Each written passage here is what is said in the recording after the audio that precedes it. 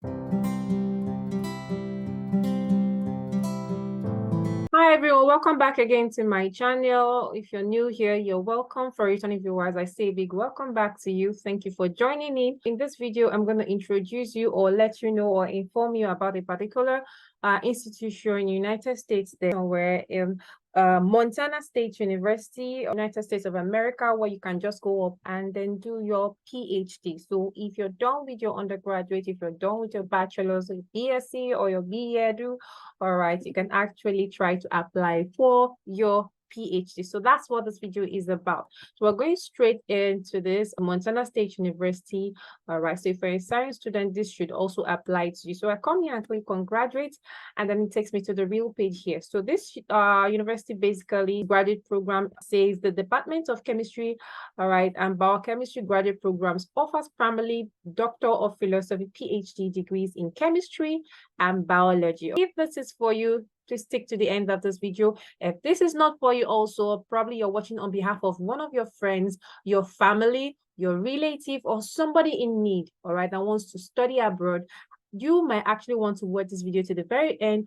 Also click on the like button while we're going step by step with this. Share this video with them as well. Subscribe if you're new here, and then turn on your post notifications. You'll be the first to know when I upload useful content with regards to moving abroad. All right, so let's get into these. All right, for here you have the faculty have a broad and complementary expertise in a range of specialty areas, including chemical synthesis, microbiological manipulations, chemical structure, spectroscopic techniques, and mechanism at the molecule level. Research at their department is highly collaborative with interdisciplinary research opportunities for students across campus and abroad. All right, so you have applications for fall of 2024 can be submitted through their portal, and September 2023. Priority is given to applications that are in their office by January 15, 2024. And then you have applications received after January 15th is no longer going to be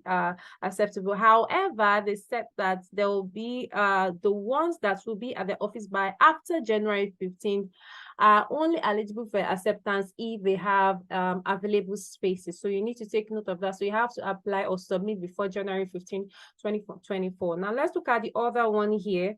Filling out and submitting an application form is the first step towards becoming a graduate student in the Department of Chemistry and Biochemistry.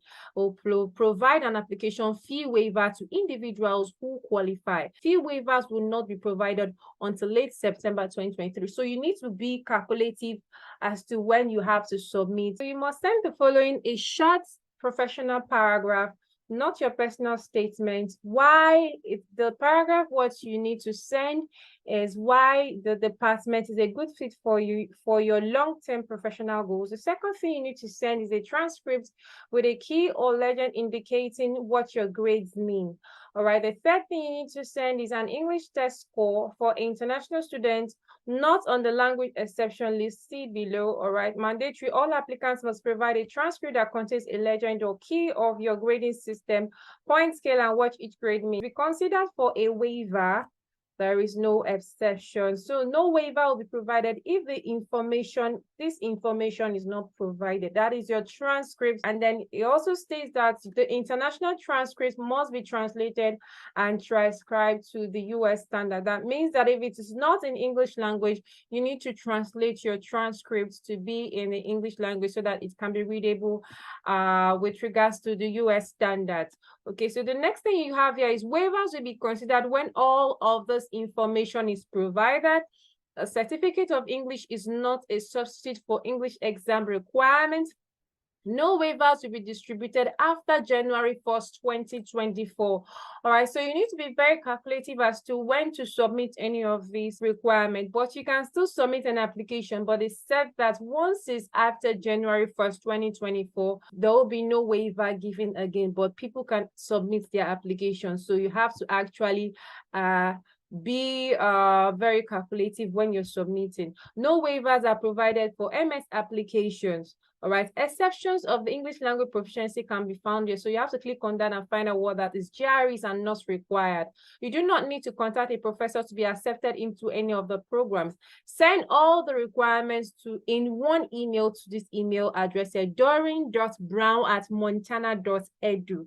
doreen.brown@montana.edu. So if your email if your email is actually on your computer system where you're actually making this seeing this video, you can just click on this and then you actually upload all your documents and send it in one email to this email address here once. The following criteria should be used as guide to help you to apply to the graduate programs. Undergraduate GPA must be 3.0 or above on a 4.0 point scale.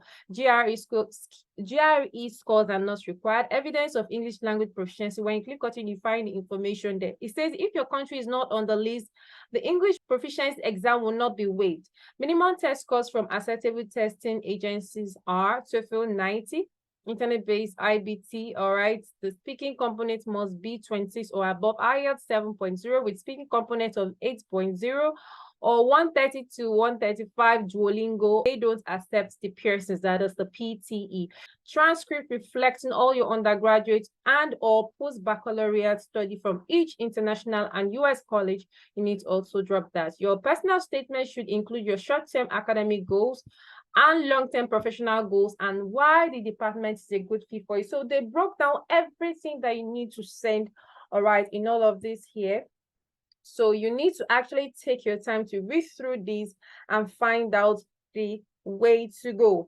All right, so this video is just a guide to actually give you this information first and actually also to open your eyes to what possibilities you have to actually apply to and study free. While some people might be asking this evidence of English language proficiency, so one thing I also want to reiterate, or one thing I also want to re-explain here, is the fact that if you do not have IELTS, if you do not have TOEFL, if you do not have Duolingo, and your 3 years or 4 years undergraduate was taught in English language, you need a statement from your school, from your institution, stating that throughout your 3 years or 4 years courses taught at university, you were taught in English language. That should also suffice. You need to include in your statement any research you experienced as an undergraduate and the names of 3 professors in your department who you like to research with and why.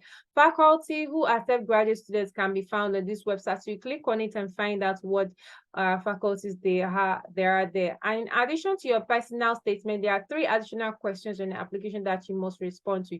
You do not need to contact the faculty to know if you're accepted into the program or not. Of course, you're going to get an email with regards to that. You do not need to hold an MS degree to apply to PhD programs, so you can actually move from your bachelor's straight up to your PhD program. All right, so they have everything well calculated and well laid out. Review of application begin in early January and continues until the class is full. Priority is given to early applicants. So the earlier, the better you start making your applications. Applicants will be notified about acceptance and financial awards no later than April 1st. Completed applications should be in the office by January 15th. Applications received after January 15th are still eligible for acceptance, but that's if the space is available. However, those applications that are submitted after that date, January 15th, will not receive a tuition waiver. All right, so if you're accepted into PhD program, you have support in the first year for your PhD as a PhD student.